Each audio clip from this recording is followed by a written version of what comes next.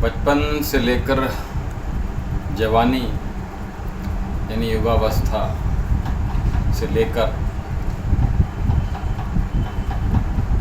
प्रौढ़ और फिर बुढ़ापा, मनुष्य बस जिए चला जा रहा है। और बचपन से लेकर हमें और बुढ़ापे तक मैं समझता हूँ कि जो लोग वेद से दूर हैं, लगभग 80% लोग, 80 से 85% लोग इस संसार में, जिनको नहीं पता कि 84 लाख योनियों की, बहुत सुना है हमने, सभी ने सुना है कि 84 लाख योनियों का सच है क्या। एक्चुअल में हम जो इस देह, मनुष्य देह प्राप्त कर चुके हैं, इससे पूर्व भी कोई योनि नहीं थी और इसके बाद भी कोई योनि हमें प्राप्त नहीं होने वाली। ये कटु सत्य है।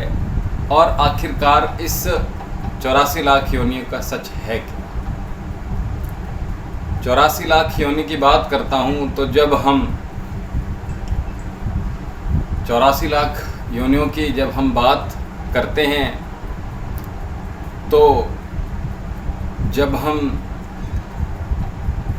लालच में पड़े हुए होते हैं, हम धन के पीछे भाग रहे होते हैं, हम भोजन के पीछे भाग रहे होते हैं, तो हम कुत्ते की तरह होते हैं, अपनी लार को, अपनी जीभ को टपकाते हुए उसके पीछे भाग। जब हम किसी गरीब को धन को नोच रहे होते हैं, उसको सता रहे होते हैं, उसको नोच रहे होते हैं, तो हम गिद्ध होते हैं उस वक्त।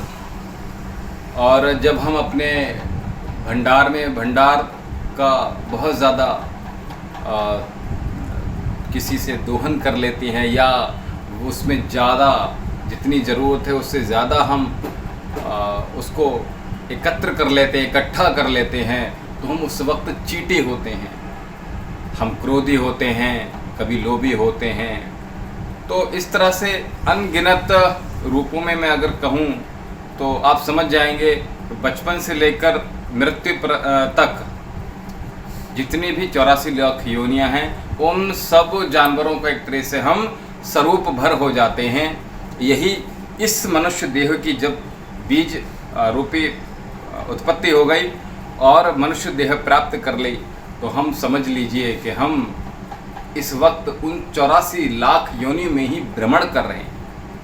और इन भ्रमण से मुक्त अगर हो जाएं हम, ठीक है, अगर हमें न चाहते हुए भी क्रोध आ रहा है, तो समझ लो हम उन 84 लाख योनि के किसी न किसी स्वरूप में ही चले गए।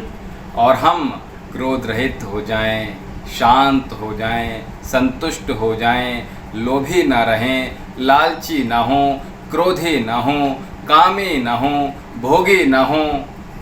तो उन सब के लिए ऐसा व्यक्तित्व जो होता है उसको ही बोध कहते हैं। यही परमात्मा का स्वरूप है, यही परमात्मा को प्राप्त करना है। ऐसा कहीं नहीं है कि हम किसी परमात्मा को प्राप्त हो जाएंगे इस जीवन के उपरांत, या परमात्मा हमें प्राप्त हो जाएगा किसी विशेष सागर की भांति या प्रकाश की भांति।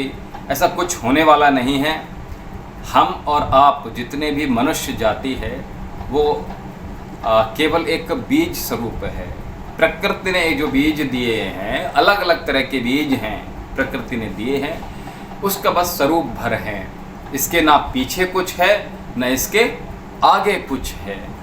तो इन सब चीज़ों में जितनी आसक्तियां हैं, जितनी आस्थाएं हैं, और धर्म के नाम पर हमें बहुत बेइंतहा मूर्ख बनाया जा रहा है, और हम बन भी रहे हैं, क्योंकि हम स्वभाव से बालक बुद्धि है ना। और जब ये बालक बुद्धि विचारशील हो जाती है और उन छोटे छोटे बंधनों से मुक्त होने के लिए होती है, तब हम मुक्त कहलाते हैं, हम मुक्त हो जाते हैं। इन छोटे छोटे आडंबरों से निकल कर हम समझ में आ जाती है चीज़ें, तो हम मुक्त हो जाते हैं, उन बंधनों से मुक्त हो जाते हैं, यही मुक्ति है। और मनुष्य की अगर मैं बात करूं तो हमें एक वृक्ष की भांति होना चाहिए। वृक्ष बोले तो एक खूब इतना जिसकी खुशबू अगर फैले तो संपूर्ण समाज भर में कोई सांस ले, इतनी ऑक्सीजन होना चाहिए। हमें एक ऐसे समझ लीजिए, एक तरफ मनुष्य खड़ा हुआ है और एक तरफ वृक्ष, उसकी तुलना करना चाहिए। जितना हम इस देह प्राप्त करने को प्रांत देने वाले हो जाएं, जितना हम दे सकते हैं, ये सभी को पता है कि वृक्ष लेता कुछ भी नहीं है, हमेशा देता है। कई गुना, 1000 गुना, लाख गुना, करोड़ों गुना देता है। वैसे ही मनुष्य जाति को भी होना चाहिए, क्योंकि उसके अंदर विवेक है, बुद्धि है और वो अर्जन कर सकता है, कमा सकता है। उसके पास विचार की शक्ति है, उसके पास भाषा है, उसके पास सेवा की शक्ति है, वो सब कुछ कर सकता है। तो उसके लिए एक वृक्ष की भांति होना चाहिए। अगर वो खड़ा हो जाए कोई छाया में उसकी, तो छाया में उसकी ठंडक प्राप्त हो जाए। ऐसे फूल होना चाहिए आपके जीवन में कि आपके फूल को कोई अगर सूंघे तो खुशबू आए, वो दुर्गंध की अनुभूति ना कर पाए। और कोई बरसात में आपके पास भीगना अगर खड़ा हो जाए तो भीगे ना, वो ऐसा वृक्ष हो जाए। आपके फल वो खाए तो वो रोग रहित हो जाए, स्वादिष्ट उसका पेट भर जाए, उधर क्षुधा की तृप्ति हो जाए, उसकी संतुष्टि हो जाए, शांति मिल जाए। ऐसा एक वृक्ष हमें बनना चाहिए प्रत्येक जीव को, जो मनुष्य शरीर में विद्यमान है। तो ऐसा हमें विचार करना चाहिए।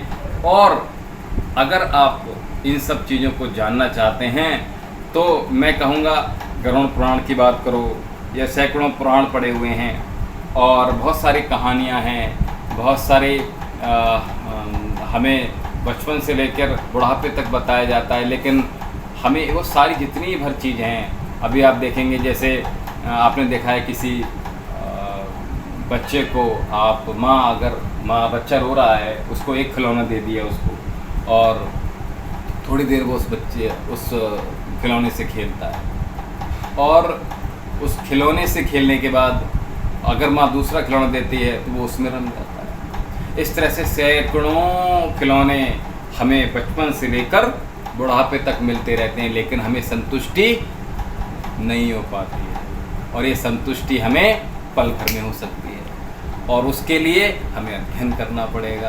अध्ययन करना पड़ेगा किसका? वेदों का, उपनिषदों का। और आप ज़्यादा नहीं अगर अध्ययन करना चाहते हैं, सटीक अध्ययन करना चाहते हैं, तो अष्टावक्र की गीता का अध्ययन कीजिएगा। वो बहुत ही बिल्कुल सीधे तौर पर, साधारण तौर से आपको बता देगी। बाकी ये उपनिषद हैं, वेद हैं, इनका अध्ययन ज़रूरी है। प्रत्येक मनुष्य को, जीव को करना चाहिए, संतुष्टि के लिए, शांति के लिए, तृप्ति के लिए, मुक्ति के लिए, बंधन से मुक्त होने के लिए और असल प्रकृति से जुड़ने के लिए। तो इन 84 लाख योनियों का सच आपको पता चल जाएगा। और ये जो खिलौने हैं, कल्पनाएं हैं सारी, इसके अलावा कुछ है नहीं। इसलिए जितनी जल्दी इनका बोध हो जाएगा, वो आपका जीवन कहना चाहिए कि जीवन आपका जीवंत हो। ओम शांति।